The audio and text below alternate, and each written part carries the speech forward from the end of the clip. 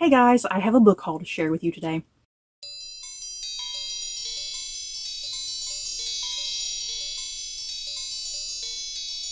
So let's get going. As always, I have 20 books that I'm going to be sharing with you guys. And as always, as I explain at the top of all these videos when I do a book haul, I am just so far behind with doing book hauls. It's not even funny. So some of these books, there are some I think that I have read, if I'm not mistaken.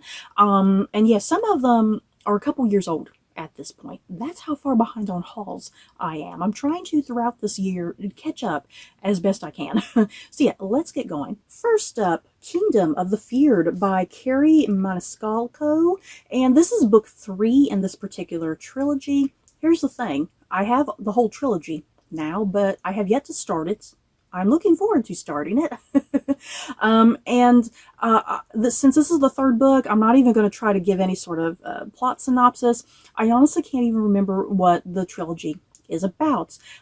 It sounded good when I remember reading the synopsis for the first book, and it sounded really good. But yeah, it's some sort of like fantasy world, because like even like how the map of the world is, everything is like described, like each place is named after like one of the 7 deadly sins, you know, like House Envy, House Pride, House Greed, House Lust, House Wrath, the Gates of Hell, House Sloth, Storm of Sins, you know, all that sort of thing. So this sounds like pretty wild and exciting. Like I said, I can't remember what the very first book is about, but I remember being like, "Ooh, that sounds good." So yeah, this is the third and final book in the trilogy. Hopefully I get around to it sometime in the future. Next up, Knights of Plague by Orphan Pamuk. And this is a big giant beast of a book, you guys. This cover is rather atrocious in my opinion, but yeah, Knights of Plague, the title really got to me. But yeah, this cover, why is there this big blank space here? This is a terrible cover with just blankness here, you guys. My God, I don't know who designed this book, but it's kind of bad. So let's see. It is April 1901 on the imaginary island of Megaria, the 29th state of the Ottoman Empire, located in the eastern Mediterranean between Crete and Cyprus. Half the population is Muslim, the other half is Greek Orthodox, and tension is high between the two. When a plague arrives, brought either by Muslim pilgrims returning from Mecca or by merchant vessels coming from Alexandria, the island revolts. To stop the epidemic, the Ottoman Sultan Abdul Hamid II sends his most accomplished quarantine expert, an Orthodox Christian, to the island. Some of the Muslims, including followers of a popular religious sect, refuse to take precautions or respect the quarantine. You know, this definitely sounds like a commentary on COVID, you guys. And then a murder occurs. As the plague continues its rapid spread, the Sultan next sends his niece, Princess Bakiz, and her husband, an acclaimed doctor and a Muslim, to manage the crisis. But the incompetence of the island's governor and local administration and the people's refusal to respect restrictions doom the quarantine to failure, and the death count continues to rise. Because of the danger that the plague might spread to the west, the people of Bulgaria are cut off and left to defeat the plague themselves. Oh, okay. So yeah, this, even though it's set in 1901 and it's taking place on like this imaginary island, it seems like this is kind of like an alternate universe, you know, alternative history a little bit. Even though there's a lot of that going on, the thing is, this definitely sounds like it's Orphan Pamuk's way of having a commentary on how the COVID epidemic was handled. Next up, The Island by Adrian McKenty. And yeah, this sounded really thrilling and exciting. So let's see. After moving from a small country town to Seattle, Heather Baxter marries Tom, a widowed doctor with a young son and teenage daughter. A working vacation overseas seems like the perfect way to bring the new family together, but once they're deep in the Australian outback, the jet-lagged and exhausted kids are so over their new mom. When they discover remote Dutch Island, off limits to outside visitors, the family talk their way onto the ferry, taking a chance on an adventure far from the reach of iPhones and Instagram. But as soon as they set foot on the island, which is run by a tightly knit clan of locals, everything feels wrong. Then a shocking accident propels the Baxters from an unsettling situation into an absolute nightmare. When Heather and the kids are separated from Tom, they are forced to escape alone, seconds ahead of their pursuers. Now it's up to Heather to save herself and the kids, even though they don't trust her. The harsh bushland is filled with danger, and the locals want her dead. Heather has been underestimated her entire life, but she knows that only she can bring her family home again and become the mother the children desperately need, even if it means doing the unthinkable to keep them all alive. So yeah, it sounds like they're kind of going to this island. Something bizarre is going to happen. They're all going to be blamed for murder, maybe? I don't know. Or just something maybe super creepy. I don't know. So yeah, I can't wait to get to this because this sounds pretty interesting. Next up, I have this trilogy right here. And this is actually a trilogy that my sister owns, but I wanted to haul it as well because it sounds like something I will enjoy as well. So yeah, this the first book in the series is called Daughters of the Dragon. Book 2 is called The Dragon Queen. Ooh. And the third book is called The Spirit of the Dragon. And this entire trilogy is written by William Andrews. So yeah, going back to this first book here to see what the plot synopsis of this trilogy is. When 20-year-old Anna Carlson travels from America to a Korean orphanage to locate her birth mother, she's devastated to learn the woman is already dead. But just when it seems her search is over, a stranger hands her a parcel containing an antique comb and an address. That scrap of paper leads Anna to the sole apartment of the poor yet elegant Hong Jae-hee. Jae-hee recounts an epic tale that begins with the Japanese occupation of Korea and China during World War II, when more than 200,000 Korean women were forced to serve the soldiers as comfort women. Jae-hee knows the story well. She was one of them. As Jae-hee's narrative unfolds, Anna discovers that the precious tortoiseshell comb with its two-headed ivory dragon has survived against all odds through generations of her family's women. And as its origins become clear, Anna realizes that along with the comb, she inherits a legacy of resilience and courage, love and redemption beyond her wildest imagination. So, ooh, yeah, this whole trilogy sounds super good, you guys. Next up, The Poison Machine by Robert J. Lloyd. And this is book 2 in the Hunt and Hook series. Yeah, this is something else I have not yet read, but they sound really good. And they're like historical mystery thrillers, I think, is how they kind of come across. And I'll go ahead and read the synopsis for this book because I feel like the series, each one can kind of, in typical mystery thriller fashion, I feel like they can kind of stand alone as is. So I'll go ahead and read the synopsis for this. London, 1679. A year has passed since the sensational attempt to murder King Charles II, but London is still a viper's nest of rumored Catholic conspiracies and of plots against them in turn. When Harry Hunt, estranged from his mentor Robert Hooke, is summoned to the remote and windswept marshes of Norfolk, he is at first relieved to get away.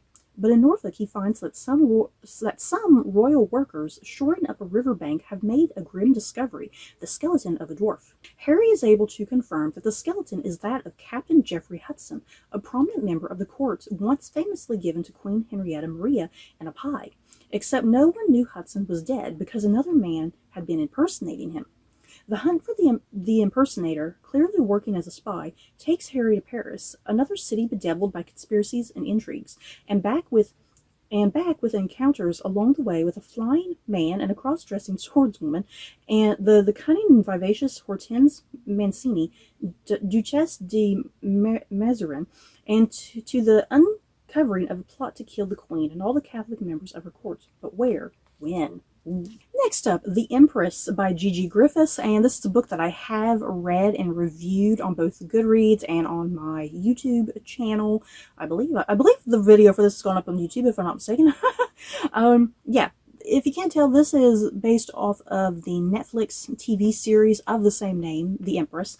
The Empress is a German TV series. Like I said, it's on Netflix, and it's about the real historical figure of Empress Elizabeth of Austria-Hungary, and yeah, kind of going through her life as a young woman and how she meets and marries Emperor Franz Joseph of Austria. So yeah, this book, the TV series is not based off of this book. This book was written as like a companion piece to the TV show. It's like a novelization of the first season, essentially. So you kind of need to know that going into this book. And yeah, like I said, I already read this book. I definitely far prefer the TV show because this book actually only covers about half of the season, which is kind of bizarre and weird. To me, it ended in kind of a really weird way, but yeah, this was fine. I definitely prefer the show way, way, way more than this book. Next up, Cursed by Marissa Mayer. And this is book 2 in this particular series. The very first book was Gilded. And I have not started this duology, because I do believe it is a duology. I've not started this yet either, but I'm looking forward to it. And what I do remember is that this is supposed to be like a retelling of sorts of the story of Rumpelstiltskin. So I can't wait to get to that, because there's always so many fairy tale retellings of like Cinderella or Snow White or Sleeping Beauty. So I like that this is a Rumpelstiltskin retelling, so that should be really different and unique. Next up, The Family Game by Catherine Steadman. Harriet Reed, a novelist on the brink of literary stardom, is newly engaged to Edward Holbeck, the heir of a powerful family. And though Edward has long tried to sever ties with them, news of the couple's imminent marital bliss has the Holbecks inching back into their lives. As Harriet is drawn into their lavish world, the family seems perfectly welcoming. So when Edward's father, Robert, hands Harriet a tape of a book he's been working on, she is eager to listen. But as she presses play, it's clear that this isn't just a novel, it's a confession. A confession to a grisly crime, a murder, of course, and suddenly the game is in motion. Feeling isolated and confused, Harriet must work out if this is part of a plan to test her loyalty or something far darker. What is it that Robert sees in her? Why give her the power to destroy everything? This might be a game to the Holbeck family, but for Harriet, losing might prove deadly. Next up, Once We Were Home by Jennifer Rosner, and this is a book that I won through a Goodreads giveaway, so thank you, Goodreads. Yeah, this book was originally supposed to come out back in March of 2023. Good God, am I that far behind on book hauls? You guys, oh my God. Yeah, I haven't read this book just yet. Oops. So this novel is based on the true stories of children stolen in the wake of World War II, raising questions of complicity and responsibility, belonging and identity, good intentions and unforeseen consequences, as it confronts what it really means to find home. And that's kind of all that is given here for the synopsis, because since this is like an advanced reader's copy, it doesn't have like all the proper information on it, so that there's no book flap here for me to see what the actual plot synopsis is. But yeah, something about children during World War II, some shenanigans going on, I'm guessing. So yeah, this should be probably heartbreaking. Next up, Pandora by Susan Stokes Chapman, and this is a book that I did read and review on Goodreads and on my channel, and I did like this book. This was pretty good. I did enjoy it immensely. I liked the whole concept of this book. London, 1799. Dora Blake, an aspiring jewelry artist, lives with her odious uncle atop her late parents' once famed shop of antiquities. After a mysterious Greek vase is discovered, her uncle begins to act suspiciously, keeping the vase locked in the store's basement, away from prying eyes, including Dora's. Intrigued by her uncle's peculiar behavior, Dora turns to a young, ambitious antiquities scholar, Edward Lawrence, who eagerly agrees to help. Edward believes the ancient vase is the key that will unlock his academic future. Dora sees it as a chance to establish her own name. But what Edward discovers about the vase has Dora questioning everything she has believed about her life, her family, and the world as she knows it. As Dora uncovers the truth, she comes to understand that some doors are locked and some mysteries are buried for a reason, while others are closer to the surface as they appear. So yeah, if you can't tell from this title, it does have something to do with the story of Pandora, you know, Pandora's box. But yeah, this vase. It's kind of this whole thing, is this vase that's at this antiquities shop, is it the original Pandora's box and whatnot? So that's kind of the intriguing thing that you're kind of witnessing as this book goes down. Next up, Cradles of the Reich by Jennifer Coburn. At Heim Hochland, a Nazi breeding home in Bavaria, 3 women's fates are irrevocably, I can read you guys, intertwined. Gundi is a pregnant student from Berlin. An Aryan beauty, she's secretly a member of a resistance group. Hild, only 18, is a true believer in the cause and is thrilled to carry a Nazi officer's child. My God, poor girl.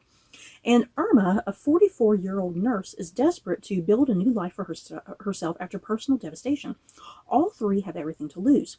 Based on untold historical events, this novel brings us intimately inside the Lebensborn Society, maternity homes that actually existed, yes they did, in several countries during World War II. when thousands of racially fit babies were bred and taken from their mothers to be raised as part of the new Germany.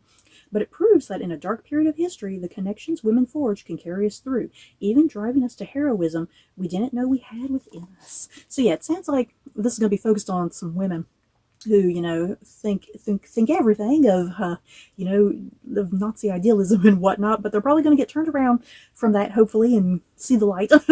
Next up, Demon in the Wood by Lee Bardugo and Danny Pendergast. And this is part of the Grisha-verse by Lee Bardugo and part of the Shadow and Bone series. And what I know about this book, because I haven't even read the Shadow and Bone books just yet, this is just a graphic novel, and it's supposed to be like the origin story to the character, the Darkling, who I know is the big bad, because I've seen the TV show. At least I've seen the TV show. I love the TV show, so I obviously know who the Darkling is. Yeah, this looks really fun. Like, just to kind of show you some of the artwork. It's really simple and basic, but still, like, really good, I think. So, yeah, once I do get going with the Shadow and Bone books, I definitely want to incorporate this as part of my reading as well. Next up, Prince of Song and Sea by Lindsay Miller. If you can't tell, this is a Disney book. We have Prince Eric up here. We got a little thing of Ariel, the Little Mermaid. Yeah, this is like a whole series that is focusing the Disney princes, and I'm pretty here for that. I'm pretty excited for that because there's so many books on the Disney princesses, and it's like the Disney princes need some love as well. So yeah, this one is going to be for Prince Eric, yay. Before Prince Eric's mother, the Queen of Valana, went missing 2 years ago, she reminded him about the details of the deadly curse that has plagued his entire life. The curse? If he were to kiss someone other than his true love, he would die. Dear God, this already sounds angsty and dramatic. With a neighboring kingdom looking for any excuse to invade their shores and rumors of ghost pirates lurking the seas, Eric must break this curse, either by finding his true love, the one with a pure soul and a voice to match, or by killing the sea witch responsible for cursing him in the first place. Now Eric is on a quest to find the Isle of Seren, the witch's legendary home. But after he is rescued by a mysterious young woman with a mesmerizing singing voice, Eric's heart becomes torn. Does he enter a battle he is almost certain he cannot win, or chase a love that might not even exist? So it sounds like half of this book will be just some original material, fleshing out the life of Prince Eric prior to Ariel. And then it sounds like the second half will be kind of more of the retelling of what we do see in the Little Mermaid cartoon, and yeah, incorporating all this new material and whatnot. So I can't wait to get to this. It sounds pretty good.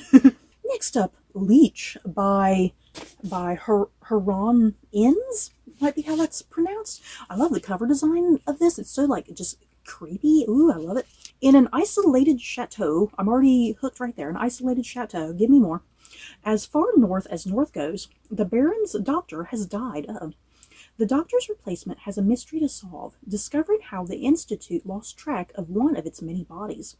For hundreds of years, the Interprovincial Medical Institute has grown by taking root in young minds and shaping them into doctors, replacing every human practitioner of medicine.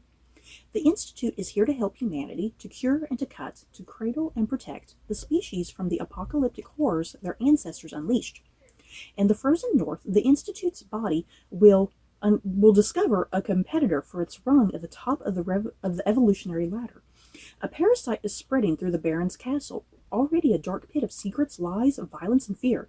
The two will make war on the battlefield of the body. Whichever wins, humanity will lose again. I've heard some really interesting stuff about this book, because I think the narrator is not human. I think it is some sort of parasite, I think. And it's competing with another parasite that's coming in. Maybe. I might be misinterpreting that, but I've seen some really interesting, fascinating reviews for this book that it's unique and different. Next up, Hester by Lori Lico Albanese. Isabel Gamble is a young seamstress carrying generations of secrets when she sets sail from Scotland in the early 1800s with her husband, Edward, an apothecary who has fallen under the spell of opium. He has piled up debts, forcing them to flee Glasgow for a fresh start in the New World. But only days after they arrived in Salem, Edward abruptly joins a departing ship as a medic, leaving Isabel penniless and alone in a strange country, forced to make her way by any means possible. When she meets a young Nathaniel Hawthorne, the two are instantly drawn to each other. He is a man haunted by his family's role in the Salem witch trials, while she is a skilled needleworker troubled by her own mysterious talents. As weeks pass and Edward's safe return seems unlikely, Nathaniel and Isabel grow dangerously close. Together they are a muse and a dark storyteller, the enchanter and the enchanted, but which is which? In this sinuous and hypnotizing tale, inspired by the iconic heroine of The Scarlet Letter, a young immigrant woman grapples with the legacy of witchcraft and the horrors of slavery, and learns that America's ideas of freedom and liberty often fall short of their promise. Evocatively imagined and meticulously researched, Hester is a timeless tale of art, ambition, and desire that explores the roots of female creative power and the men who try to shut it down. So this is kind of sort of a bit of a Scarlet Letter sort of retelling, I suppose. Not entirely, but yeah, Nathaniel Hawthorne is a main character in this book, so I guess we're going to get like the origins, if you will, to how Nathaniel Hawthorne came up with the Scarlet Letter. You guys, I love the Scarlet Letter. Why has there not been like a new up-to-date like movie adaptation or a TV adaptation? Seriously, the Scarlet Letter needs some sort of adaptation in, you know, a more modern context. Next up, A Dowry of Blood by S.T. Gibson. I've heard a lot of really good stuff about this book as well, so I can't wait to get to it. This is my last love letter to you, though some would call it a confession. So begins the tale of Constanta, first bride of Dracula. So begins a tale of obsession, desire, and control. So begins her revenge. Saved from the brink of death by a mysterious stranger, Dracula, I'm assuming, Constanta is transformed from a medieval peasant into a bride fit for an undying king. But when Dracula draws a cunning aristocrat and a starving artist into his web of passion and deceit, Constanta realizes that her beloved is capable of terrible things. Finding comfort in the arms of her rival consorts, she begins to unravel their husband's dark secrets. With the lives of everyone she loves on the line, Constanta will have to choose between her own freedom and her love for her husband. But bonds forged by blood can be broken only by death. So yeah, this is going to be like an imaginative retelling of Dracula to a degree, but like focused on the brides of Dracula. You guys, yes. Next up, The Night Ship by Jess Kidd. Oh, and this is pretty. It's blue. You guys, it's blue on the edges. Oh, 1629. A newly orphaned girl named Macon is bound for the Dutch East Indies on the Batavia, one of the greatest ships of the Dutch Golden Age. Curious and mischievous, Macon spends the long journey going on misadventures above and below the deck, searching for a mythical monster, but the true monsters might be closer than she thinks. So then from 1629, then we move into 1989, so a big leap there. A lonely boy named Gil, who, after the death of his mother, is sent to live with his grandfather, a taciturn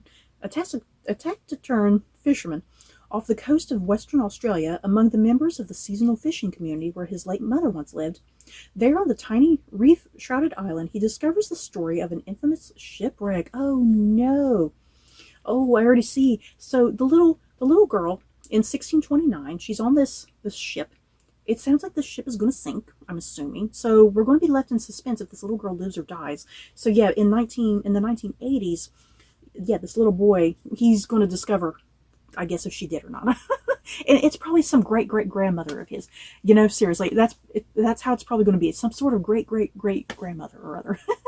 And the last book that I have here is The Whalebone Theatre by Joanna Quinn. And this is also a book that I read and enjoyed. I got a review up on Goodreads and on my YouTube channel. I loved this book. You guys, this was an absolutely amazing book. Whatever year I read this book, it was, I want to say it was probably my favorite book of the year. That year, I loved it that much. One blustering night in 1928, a whale washes up on the shores of the English Channel. By law, it belongs to the king, but 12-year-old orphan Christabel Seagrave has other plans. She and the rest of the household, her sister Flossie, her brother Digby, long-awaited heir to Chilcombe Manor, Maudie Kitcat, kitchen maid, Terrace, visiting artist, build a theater from the beast's skeletal ribcage. Within the Whalebone Theatre, Christabel can escape her feckless step-parents and brisk governesses, and her imagination comes to life. As Christabel grows into a headstrong young woman, World War II rears its head. She and Digby become British secret agents on separate missions in Nazi-occupied France. A more dangerous kind of play acting, it turns out, and one that threatens to tear the family apart. Seriously, I love this book because, like, the front half of the book is like very Downton Abbey-esque, focusing on this wealthy family and this really grand, lavish estate, and the kind of the last dying days of that kind of life. And then here comes World War II, and seriously, I love this book. Guys, it was everything I wanted it to be. So you guys, that is it for this book haul. In the comments below, any of these books that you guys have read and enjoyed in the past, some of them did you love, maybe some of them you hated, just give me some forewarning. Yeah, any of these books that you plan on reading in the future, just let me know. So that's it for this video. Don't forget to like, comment, and subscribe. And if you like this video, you may like these other videos. Bye, guys.